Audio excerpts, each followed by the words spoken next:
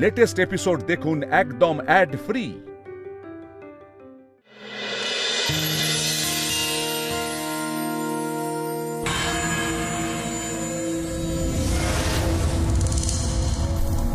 না, রণদাদাকে আমি এক বিন্দু বিশ্বাস করি না। আমাকে খুব সাবধানে থাকতে হবে। আমি একটু বেখেয়ালি হলেই রণদাদা ইন্দ্রবাবু চরম ক্ষতি করে দেবে। সেটা তো আমি কিছুতেই হতে দেব না।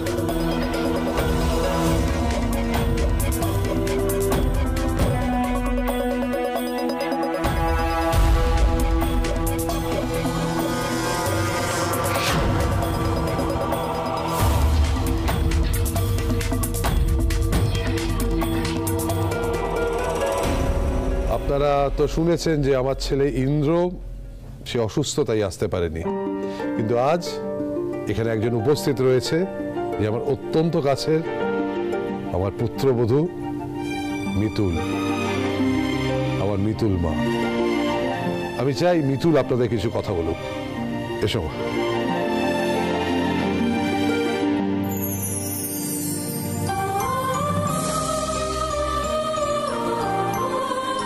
বাবা বলে যাওয়ার পর আমার আর কিছুই বলার থাকতে পারে না।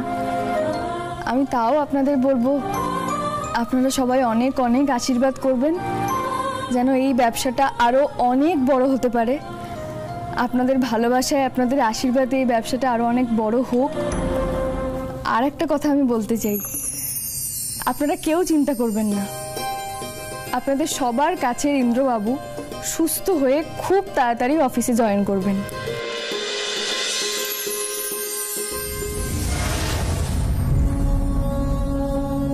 দাদু, আমি গিয়ে একটু খাবার দাবারের ব্যবস্থাটা দেখে আসছি। হ্যাঁ, অল্প তো ক্যাটারারকে বলে দিয়েছো তো? কথা তো এখানেই আছে, ও যা বলার ফোনে বলছে। ওগুলো সামনাসামনি না গিয়ে বললে হবে না। আমি দেখে আসি, কিছু না কিছু গন্ডগোল করবে ওরা। যা যা যা যা। আপনারা যারা এত বছর ধরে এই কোম্পানিতে কাজ করছেন তাদের প্রত্যেককে আজ পুরস্কৃত করা হবে। চলুন আমরা সবাই এইভাবে হাতে হাত ধরে এই ব্যবসাটাকে আরো অনেক দূর নিয়ে যাই।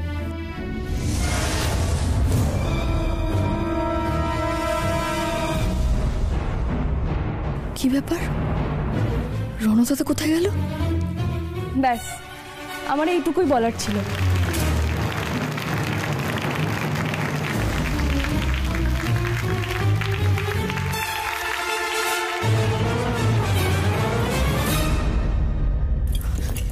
দিদি, রণদাদা কোথায়?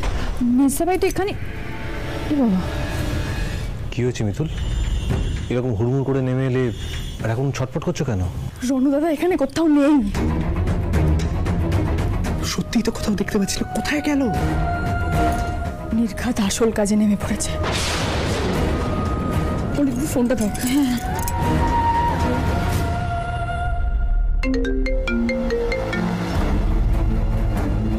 হ্যাঁ বলো মিতুল। হ্যালো দাদা, আমি মিতুল বলছি। রণদাদা অফিসের পার্টি থেকে বেরিয়ে গেছে। কোনো চিন্তা করো না মিতুল, আমরা একদম রেডি আছি। অসীমা, রেডি হও। Okay sir.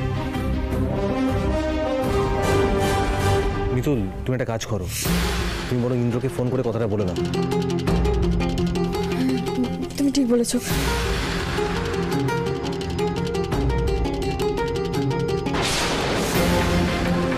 কি হলো মিতুল? ফোনটা ধরলো না কেন?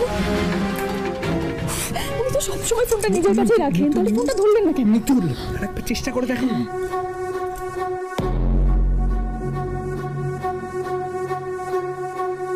ফোনটা ধরো, ফোনটা ধরো ইন্দ্রবাবু, ফোনটা ধরো।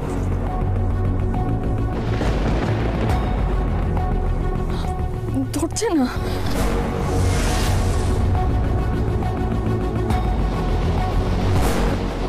দাদা ভাই, দাদা ভাই কোথায়? দাদা ভাই,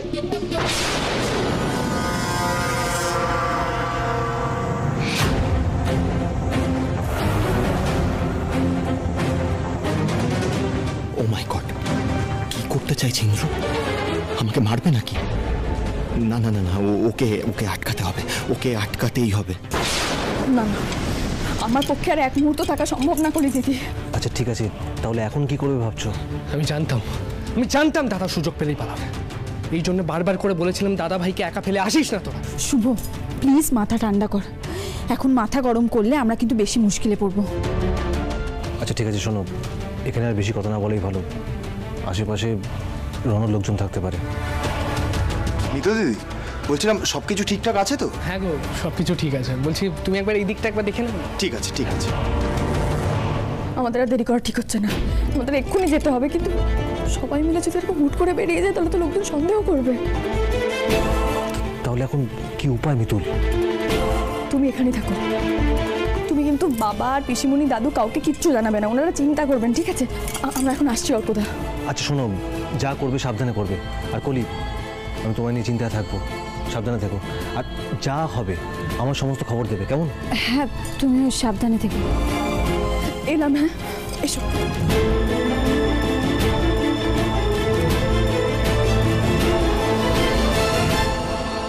দাদা ভাই তুই কি করছিস? কি ছুরিটাকে নিচে নামা দাদা ভাই। কি হয়েছে তোর? আরে আমি তোর কোনো ক্ষতি করতে চাই না। মিতুল তোকে আমার এগেনস্টে ভুল বুঝিয়েছে। আমি তোর ক্ষতি করতে চাই না দাদা ভাই। তুই ছুরিটাকে নিচে নামা। কি হয়েছে তোর? তুই ছুরিটাকে নিচে নামা দাদা ভাই। আই এম সরি, আমি কিছু করিনি। তুই ভুল ভাবছিস আমাকে। দেখলি তো রণ, ভয় পেলে কেমন হয়। সব সত্যি কথা বেরিয়ে এলো তো। আপনি সব কি বলছেন? কে দাদা ভাই? আপনি এরকম করছেন কেন? আপনি ওখানে যাননি যেখানে সবাই গেছে? আমি তো ফল খাচ্ছিলাম। থ্যাংক গড, তার মানে আমি ভুল ভাবছিলাম। বাঁচা গেল। আচ্ছা আপনি এখানে কি করছেন? যান, সবাই যেখানে গেছে যান, যান না যান। আমি তোকে অফিসে নিয়ে যেতে এসেছিলাম। সবাই ওয়েট করছে তোর ওখানে। না আমি আমি কোথাও যাবো না। আমি কোথাও যাবো না। আমি এখানে থাকবো। আমি বারবার বলছি, আমার কাউকে মনে পড়ছে না। আপনি কেন জোর করছেন আমাকে? হ্যাঁ আমি কোথাও যাবো না, কোথাও যাবো না আমি। শোন না, তুই একটা কাজ কর, এটা আমাকে দে। দেখ, তুই অফিসে চল, তোর ওখানে গেলে খুব ভালো লাগবে। সবাইকে দেখে তোর সবকিছু মনে পড়ে যাবে। তুই চল না অফিসে প্লিজ। এবার আর না করবো না। মিতুল যা বলে গেছে সেভাবেই চলতে হবে। রণর সঙ্গেই বেরোতে হবে। আরে কি এত ভাবছিস তুই? চল না, তুই গেলে সবারও খুব ভালো লাগবে, আমারও খুব ভালো লাগবে। এবার তুই বুঝবি রণ, নিজেই নিজের জালে জড়িয়ে পড়েছিস তুই। আজই তোর সব খেলা শেষ হয়ে যাবে। আচ্ছা বেশ, আপনি এত করে বলছেন যখন, চলুন।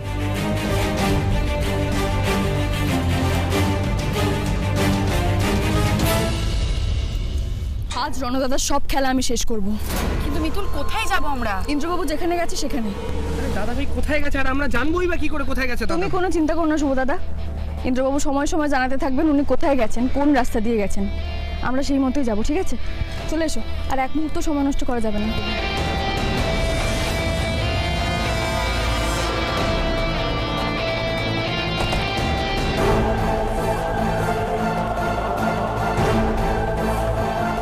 হ্যালো স্যার, কাজ হয়ে গেছে। গাড়ির ব্রেকের তার কেটে দিয়েছি। Okay sir. রণ আসার আগে মিতুলকে মেসেজটা করে দিই।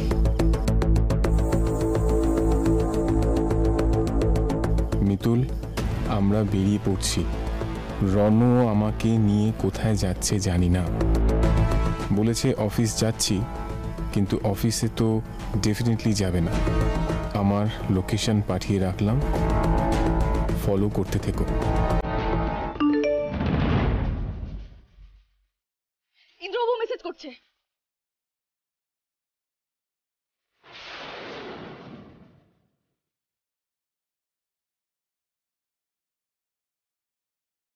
আমরা ঠিক রাস্তাতেই যাচ্ছি, কিন্তু শুভ দাদা তোমাকে আরো জোরে গাড়ি চালাতে হবে। হ্যাঁ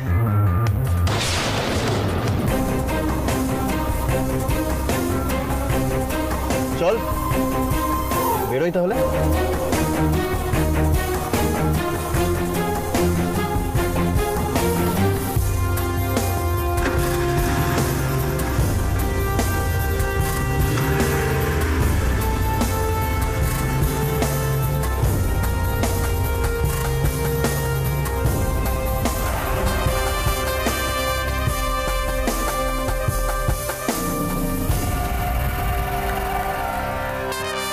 রণদাদাকে আমার একটু ভরসা নেই।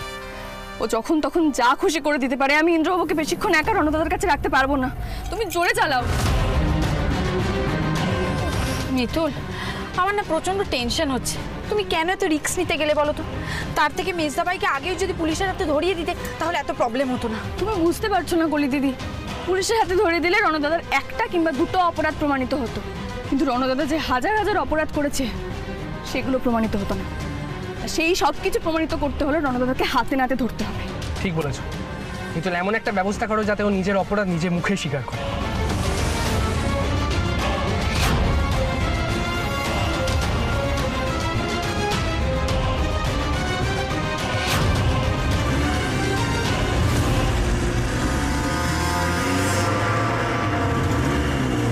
কি হলো শুভ?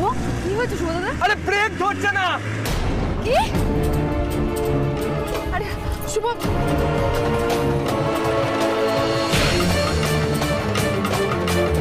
গাড়ি ব্রেক ধরছে না মানে এটা কি? শুভ তুই সাবধানে সাবধানে।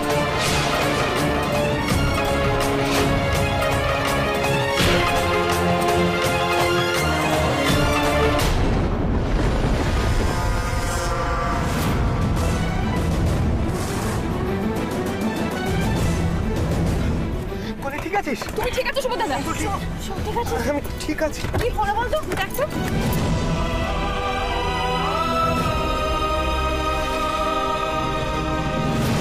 কি হয়েছে? সর্বনাশ। কি হয়েছে? ব্রেকের তার কাটা। কেউ আমাদের গাড়ির ব্রেকের তার কেটে রেখে দিয়েছিল। জন্য প্রাণে বেঁচেছি, না হলে আমাদের আরো বড় ক্ষতি হতে পারত। আমি বুঝতে পেরেছি, রণদাদা বুঝে গেছে আমরা ওদের ফলো করছি। বুঝে গেছে ও। কি করবো এবার আমরা? আমি এই ভয়টাই পাচ্ছিলাম। রণদাদার মাথায় সাংঘাতিক তাড়াতাড়ি চলে।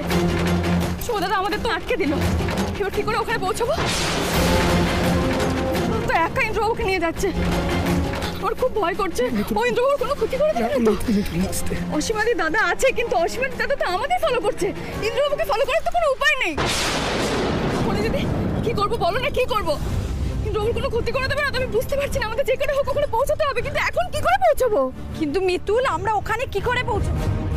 এই রাস্তায় তো বেশি গাড়িও চলে না। তুমি এখন কার সাহায্য নেবে? এই জন্য তোমাকে বারবার বলেছিলাম একা এত বড় রিস্কটা নিও না। এবার কি করবে তুমি?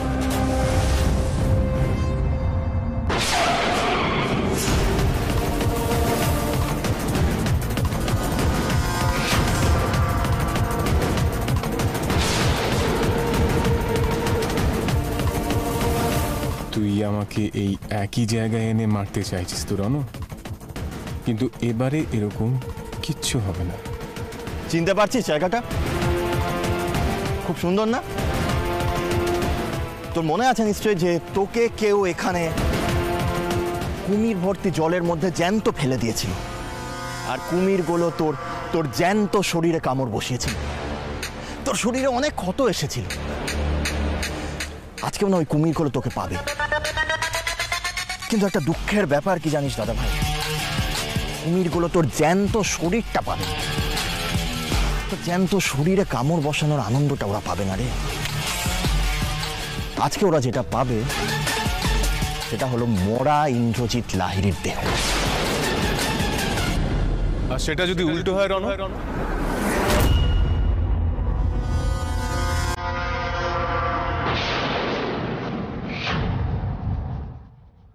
কি কি বললি তুই?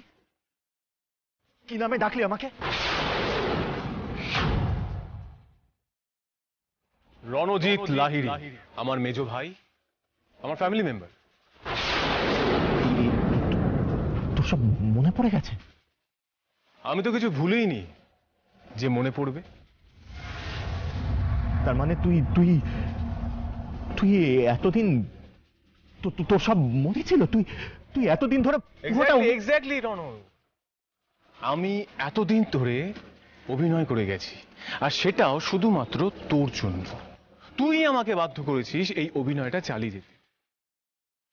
রণজিৎ লাহিড়ী, তুই কি ভেবেছিস তুই এতদিন ধরে সব সময় খেলা সাজিয়ে যাবি আর তুই দান দিয়ে যাবি? আমরা কেউ বুঝতে পারবো না। না, এবার খেলাটা আমরা সাজিয়েছি, আর তোকে দেখেই মনে হচ্ছে তুই বোকা বনে গেছিস। তুই অনেক যন্ত্রণা দিয়েছিস, অনেক অনেক অন্যায় করেছিস, তোকে শাস্তি পেতেই হবে। তুই জানিস শেষবার যখন তুই কুমিরের মুখে আমাকে ধাক্কা মেরে ফেলে দিলি, শেষ পর্যন্ত তোকে আমি বিশ্বাস করতাম, কিন্তু আর না রণ, আর না, আর আমি তোকে বিশ্বাস করি না। ওই কুমিরের দেওয়া প্রত্যেকটা ঘায়ের দাগের ব্যথা যখন হয় তখন মনে করিয়ে দেয় আমার ভাই আমাকে জলে ধাক্কা মেরে ফেলে দিয়েছিল। তোকে একটা জিনিস দেখায়, দেখ শুধু কুমিরগুলো দেখতে পাচ্ছিস, দেখ না। আরে দাদা ভাই দেখ না, দাদা ভাই দেখ না।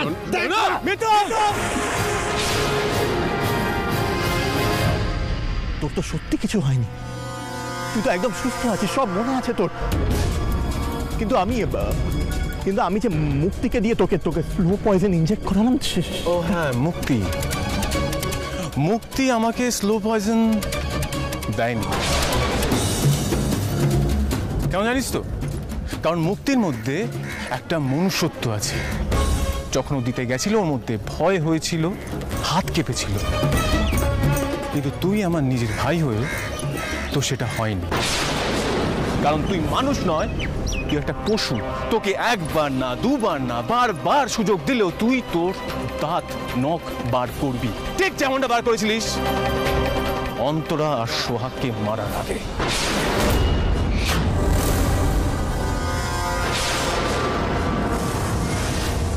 তুই মানুষ নয়, তুই একটা পশু।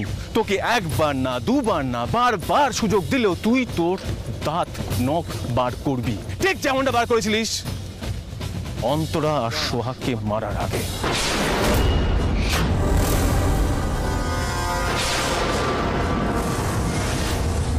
কি হলো, চমকে গেলি? ভাবছিস তো আমি কি করে এসব জানলাম? আমি এখন সবটা জানি রণ। তোর সব কাণ্ড কারখানা আমার কাছে পরিষ্কার, ক্লিয়ার। অন্তরা আর সোহাগকে তুই মারার চেষ্টা করেছিলিস সেটা আমি আর জানি। হ্যাঁ, মারার চেষ্টা করেছি ওদের, আমি বেশ করেছি। তোর গায়ে হাত তুলতে না আমার ঘৃণা হয়। তুই খুব ভালো করে জানিস দাদু কোম্পানি বাড়ি সবটা সোহাগের নামে লিখে দিয়েছে, আর সেই আগে তোর সোহাগকেও মারতে হাত কাঁপেনি। ওইটুকু একটা বাচ্চাকে মারতে তোর খারাপ লাগেনি। তুই পিশাচ, জানিস? তোর একটা পিশাচ। আর না, অনেক হয়েছে। আজ তোর এই নোংরা খেলা শেষ। তোর সব অন্যায় শাস্তি তুই পাবি আজকে। কে দেবে আমাকে শাস্তি? মিতুল।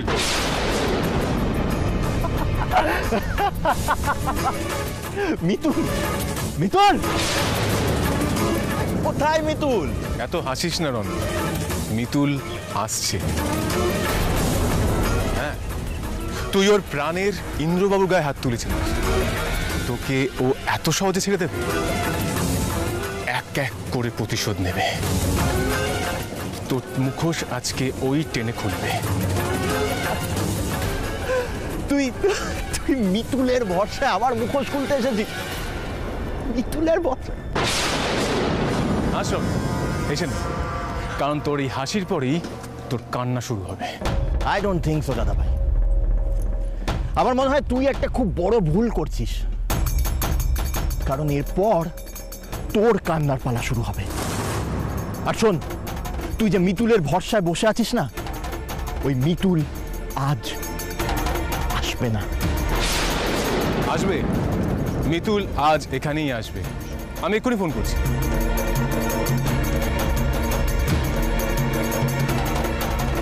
আমার মাথা কাজ করছে না, আমি কিচ্ছু বুঝতে পারছি না কি করে পৌঁছবো ইন্দ্রবাবুর কাছে।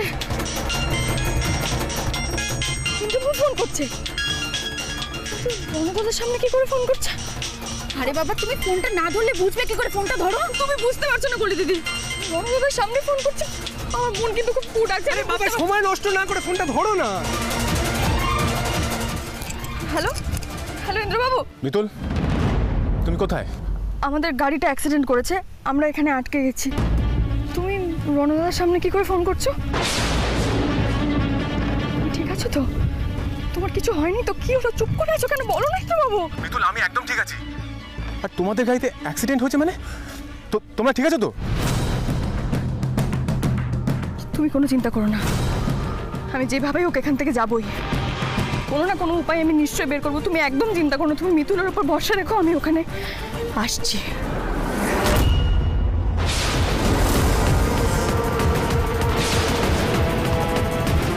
হ্যালো হ্যালো ইন্দ্রবাবু, হ্যালো।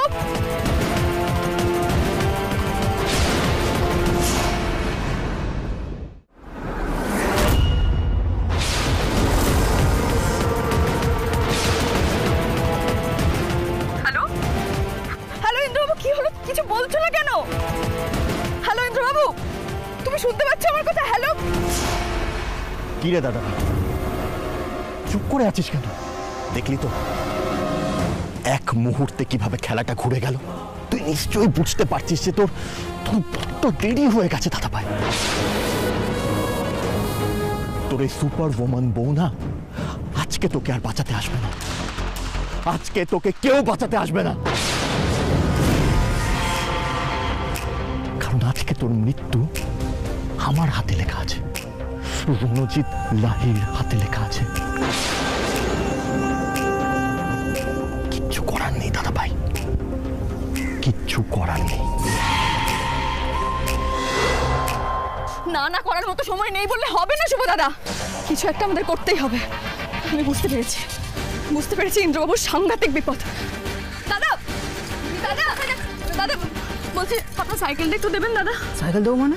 মানে আপনার সাইকেলটা না পেলে আমি আমার স্বামীকে বাঁচাতে পারবো না। কি বলেন দিদিভাই? হ্যাঁ, আসলে আমরা যে গাড়িতে করে এসেছি সেই গাড়ির ব্রেকের তারটা কেটে গেছে, আমরা খুব বিপদে পড়েছি, কিন্তু এক্ষুনি আমাদের একটা জায়গায় পৌঁছতেই হবে। আমার স্বামীর হয়তো অনেক বড় বিপদ হয়ে যাবে, আপনি দয়া করে সাইকেলটা দিন না। আমি নতুন সাইকেল কেনার টাকার ব্যবস্থাও করে দিচ্ছি আপনাকে। শুভ দাদা,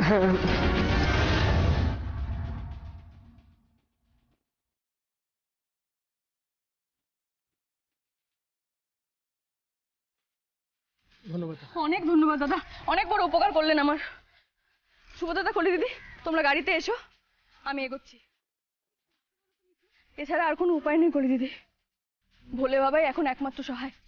মিতুল, মিতুল কথাটা শোন। কি করবো?